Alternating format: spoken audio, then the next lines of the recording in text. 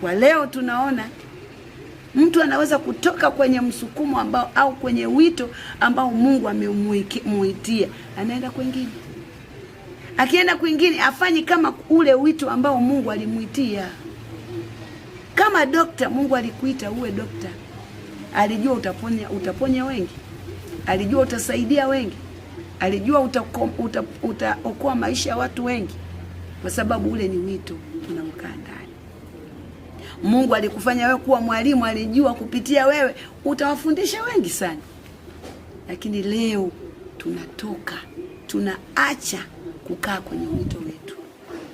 Unaenda sehemu nyingine. Unafanya. Je, huko ndiko alikokuitia? Sasa tunamwona yule kaka mmoja. Mungu alimuita yeye kuwa dokta.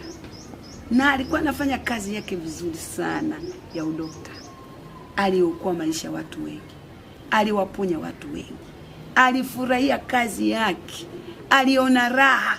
Yaani yeye akikaa akisikia simu, ndio hata kama alikuwa anakula, anaacha. Aende akamfanyia operation yule mtu ili aokoe maisha yake. Sasa basi, baada ya hayo akashawishika. Wengine wakaenda wakamwambia kuna kazi ya kufundisha. Akaenda kule kufundisha.